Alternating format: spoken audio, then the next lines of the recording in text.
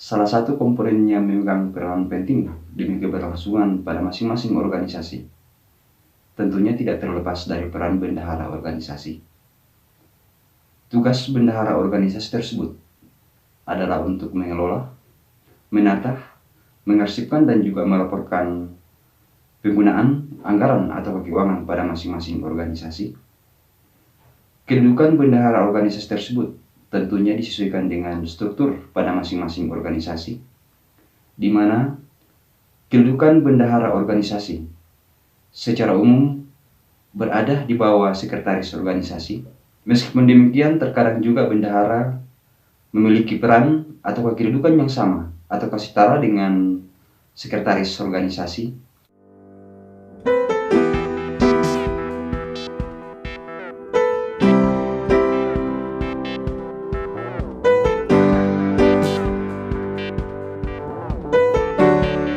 Karena bendahara organisasi tersebut memiliki tugas untuk mengolah, menata, mengarsipkan dan juga melaporkan penggunaan anggaran pada masing-masing organisasi, maka ada beberapa hal yang harus dimiliki yang menunjukkan kemampuan seorang bendahara organisasi, yaitu yang pertama adalah bendahara organisasi tentunya dapat membangun kepercayaan.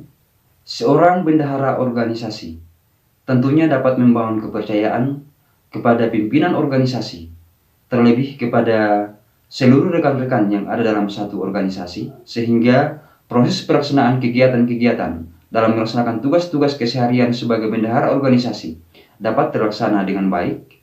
Kemudian yang kedua adalah bendahara organisasi tentunya memiliki kemampuan dalam hal perhitungan.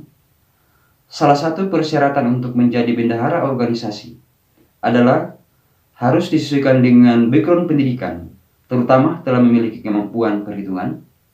Sebab ketika bendahara organisasi tersebut telah memiliki kemampuan perhitungan, maka proses pengelolaan anggaran dapat dilaksanakan dengan tepat. Yang ketiga adalah bendahara organisasi haruslah responsif dan juga lincah dalam pelaksanaan tugasnya. Sebagai salah satu contoh adalah bendahara organisasi dalam melaksanakan tugasnya diharapkan tidak kaku dan juga responsif terhadap segala informasi demi kelancaran tugas bendahara organisasi. Yang keempat adalah bendahara organisasi diharapkan dapat melakukan lebih dari satu pekerjaan dalam waktu yang sama.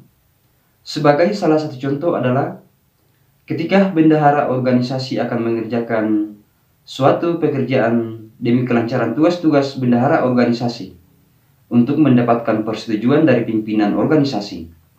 Tetapi karena pimpinan organisasi tersebut berhalangan untuk menghadiri kegiatan-kegiatan yang lainnya, maka bendahara organisasi dapat melakukan pekerjaan-pekerjaan yang lainnya sambil menunggu pimpinan organisasi telah selesai melaksanakan tugas lainnya.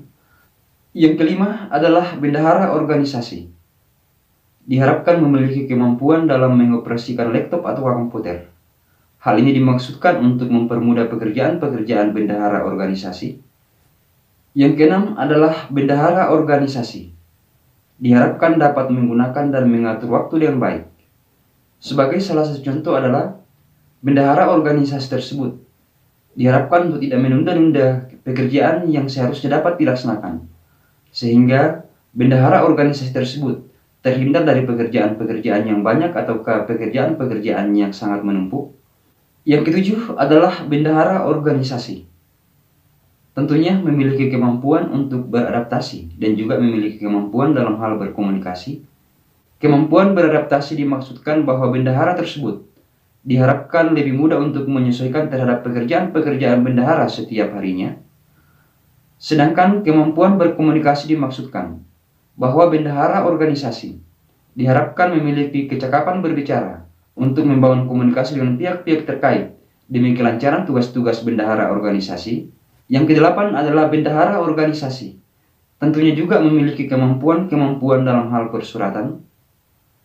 Salah satu keunggulan dari bendahara organisasi adalah tentunya telah memiliki kemampuan dalam hal persuratan.